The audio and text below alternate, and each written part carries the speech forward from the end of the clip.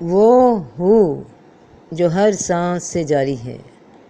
تیری ہر سانس میں شامل ہے، جو تجھے زندگی دیتی ہے، سینے کے اندر جاتا سانس ہو کے ساتھ سانس سے خارج ہوتا ہے،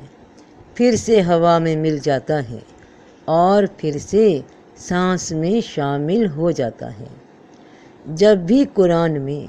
کسی بھی لفظ کو، کسی بھی صفت کو خاص بتایا گیا ہے تو اس کے ساتھ ال لگا دیا جاتا ہے، یعنی صفت یہ نام اب رب کے ساتھ ہے۔ جیسے کہ عام طور پہ کسی انسان کا نام رحمان ہو تو اسے رحمان ہی کہہ کر بلایا جاتا ہے، الرحمن نہیں، کیونکہ الرحمن اللہ کی صفت ہے۔ اسی طرح کسی بھی عام کتاب کو کتاب کہا گیا، مگر جس کتاب کے ساتھ ال لگا دیا اسے الکتاب کہا تو فوراً سمجھ آ گیا کہ یہ قرآن کے متعلق بتایا جا رہا ہے۔ اللہ کے ناموں کی ہر صفت کے ساتھ ال لگایا جاتا ہے، یعنی کل کا کل، کسی بھی صفت کا کل مختار رب ہے۔ دنیا میں اگر کوئی رحم کرنے والا انسان ہو اور ساری دنیا میں سب انسان رحم کرنے والے ہوں، اچھے ملنسار لوگوں کے ساتھ ہوں، تو بھی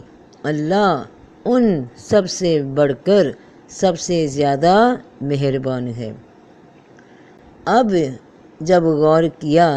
اس بات پہ کہ خاص نام کے ساتھ ہر خاص صفت کے ساتھ جب الف لام ال کا اضافہ ہوا تو اللہ کے نام پہ ذرا غور کیجئے بہن بھائیوں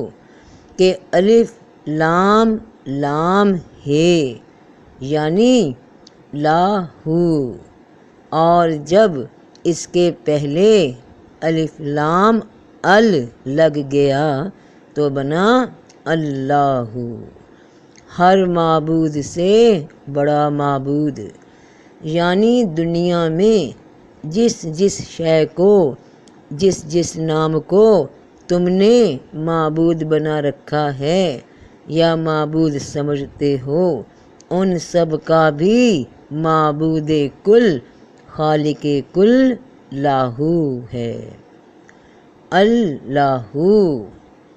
لاہو اللہ کا ذاتی نام ہے اور باقی سب نام صفاتی ہیں۔ اس جیسے کہ جیسا بھی کوئی نہیں، یعنی لاہو جسے تم اللہ کہتے ہو اس جیسا بھی کوئی نہیں۔